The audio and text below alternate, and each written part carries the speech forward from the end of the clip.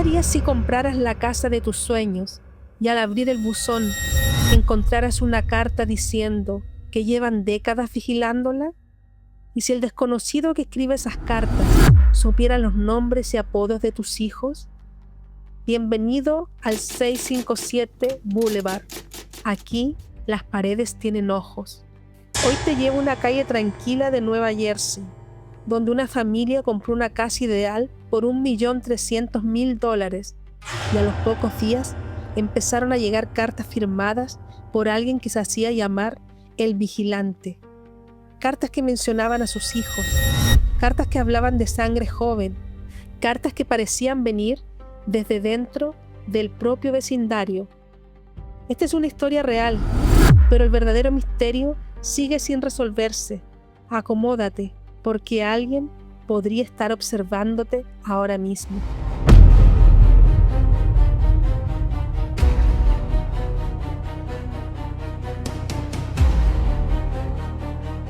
Todo parecía perfecto, una casa colonial encantadora, era una calle arbolada, era una de las ciudades más seguras de los Estados Unidos.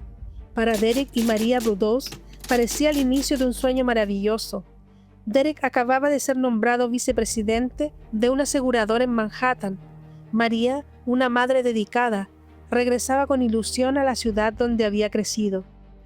Tenían 3 hijos pequeños y muchísimas ganas de empezar de nuevo. Y para eso decidieron invertir todos sus ahorros en lo que creían que sería la casa perfecta.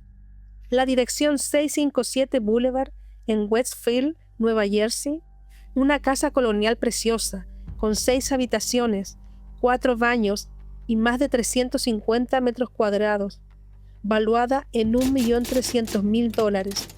Westfield era el lugar ideal, una ciudad pequeña de poco más de 30.000 habitantes, considerada una de las más ricas y seguras del país. Allí, las familias tenían el doble del ingreso promedio nacional, y muchas ni siquiera cerraban las puertas con llave. María estaba especialmente entusiasmada. La casa quedaba a pocas cuadras de donde ella misma había crecido. Era un regreso a las raíces, un nuevo comienzo. Pero lo que la familia Brudous aún no sabía era que esa casa llevaba décadas siendo observada, y desde el momento en que firmaron los papeles, ellos también empezaron a estar bajo la mira. Era el 18 de junio del 2014, apenas 3 días después de cerrar la compra. Derek pasó por el buzón. La familia aún no se había mudado. Estaban haciendo pequeñas mejoras para acondicionar el lugar para los niños. Entre las facturas y los folletos había un sobre blanco, sin remitente.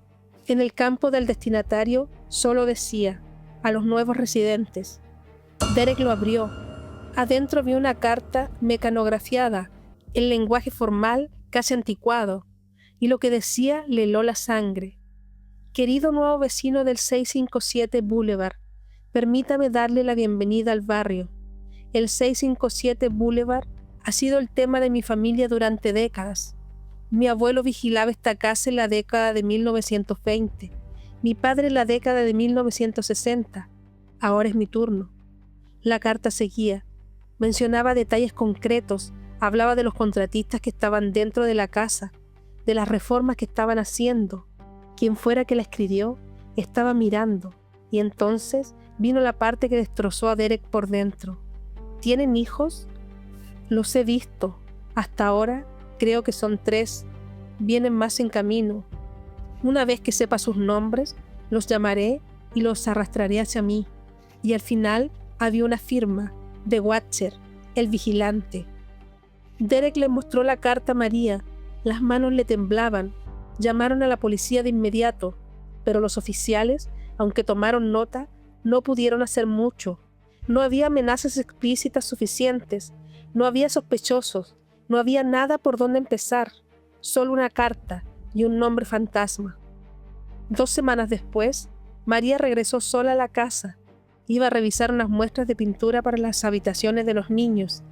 Pasó por el buzón y allí estaba, otro sobre.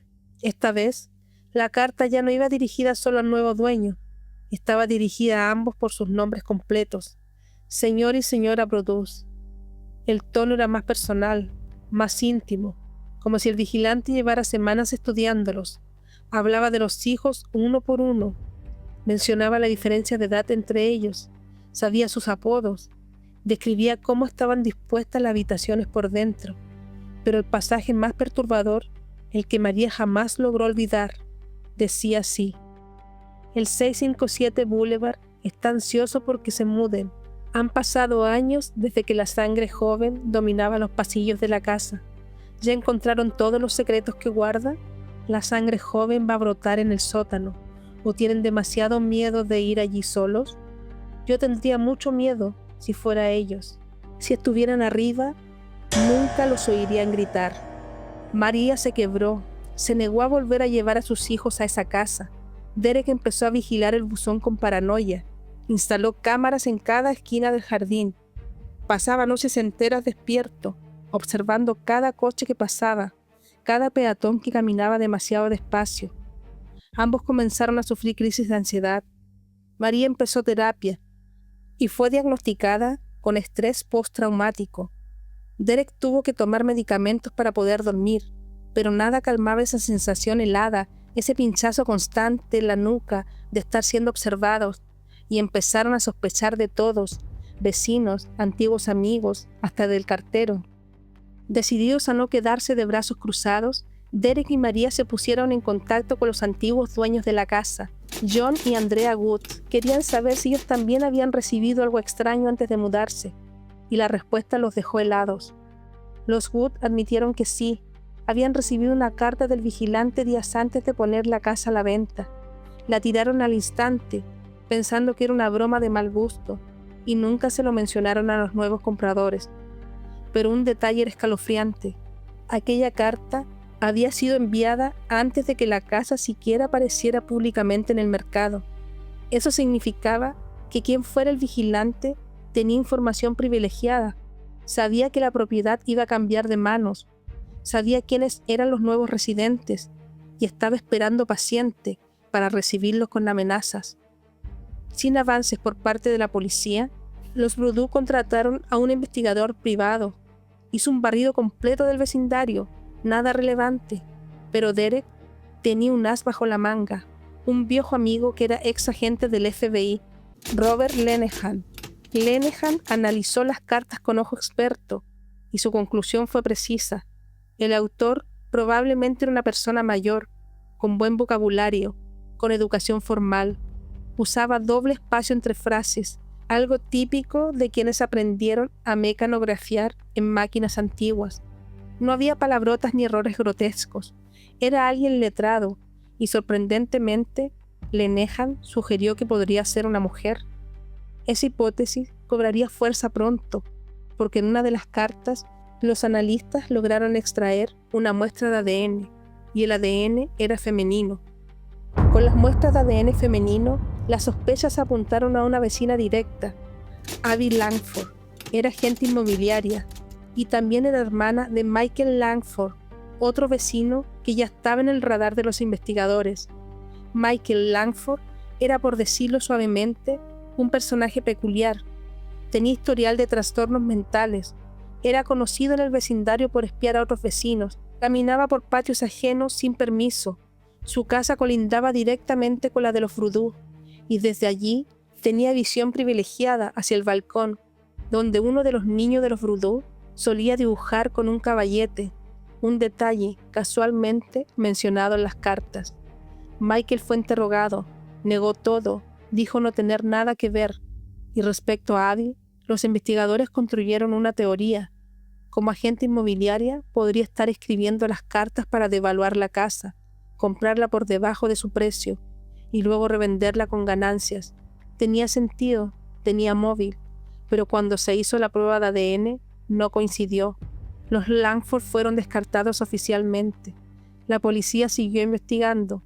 Vecinos con antecedentes, residentes con ventanas que daban al jardín, nada encajaba, hasta que una noche, durante una vigilancia discreta en la zona, los oficiales notaron algo. Eran cerca de las 12 de la noche. Un coche estaba estacionado frente a la casa de los Boudreaux y llevaba allí mucho tiempo, demasiado. Rastrearon la matrícula. Pertenecía a una joven de una ciudad cercana. Cuando la interrogaron, Ella dijo que el coche lo usaba su novio, y entonces soltó un detalle que dejó congelados a los policías. Su novio estaba obsesionado con juegos en línea de temática oscura, y en esos juegos usaba un apodo concreto, el Watcher. El hombre vivía cerca del 657 Boulevard. Fue citado 2 veces a prestar declaración, y las 2 veces no se presentó. Sin pruebas físicas suficientes, sin orden judicial, los investigadores no pudieron avanzar. La pista, una de las más fuertes de todo el caso, simplemente se enfrió.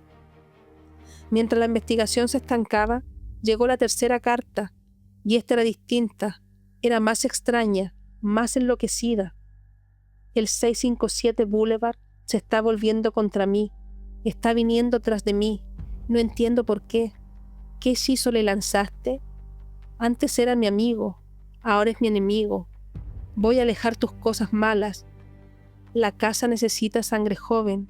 Deja que la sangre joven duerma en el 657 Boulevard otra vez. Era el delirio de alguien obsesionado, alguien que hablaba de la casa como si tuviera vida propia. Sin respuestas, surgieron teorías controvertidas. La más fuerte fue esta, que los propios Vroudou se hubieran inventado todo. Algunos vecinos señalaron que María tenía redes sociales públicas con fotos de los niños, lo cual contradecía la idea de paranoia extrema. Otros recordaron que la familia se había mudado de una casa de $300,000 a una de $1,300,000 y especularon con fraude o estafa, pero ninguna prueba sustentó esa teoría. Al contrario, todos los que veían a Derek y María decían lo mismo, estaban destrozados, vivían con miedo real. Y Derek, en una rara entrevista, lo dijo con la voz quebrada. Esa persona atacó a mi familia, y de donde yo vengo. Si haces eso, te llevas una paliza. Pero el vigilante seguía en las sombras, intocable. 6 meses después de la primera carta, los Vroudou intentaron poner la casa a la venta, pero la historia ya había corrido por todo el vecindario. Cada vez que un comprador interesado se enteraba del vigilante, desistía al instante. Intentaron dividir el terreno y demoler la casa para construir 2 más pequeñas. El Consejo de Planificación de Westfield lo rechazó. Los propios vecinos se opusieron, alegando que dañaría la estética del barrio. Sin salida, decidieron alquilar. Una familia grande, con hijos ya adultos y 2 perros, aceptó vivir allí. Pero apenas 2 semanas después, llegó la 4ª carta. Esta vez, con insultos directos hacia Derek y María. Los inquilinos decidieron quedarse, pero el siglo del miedo no terminaba. Finalmente, en julio de 2019, los Vroudou se rindieron. Vendieron la casa por $950,000, casi $400,000 por debajo de lo que pagaron, sin contar reformas ni gastos legales. Una pérdida brutal. Ese fue el precio que pagaron por intentar vivir su sueño. Los nuevos dueños, Andrew y Alison Carr, viven hoy en el 657 Boulevard. Hasta donde se sabe, no han recibido ninguna carta, pero el vigilante ya esperó décadas antes y el silencio puede ser solo otra forma de vigilar. Curiosamente, Michael Langford, uno de los principales sospechosos, falleció en 2020. ¿Coincidencia? ¿O por fin se apagó la pluma del vigilante?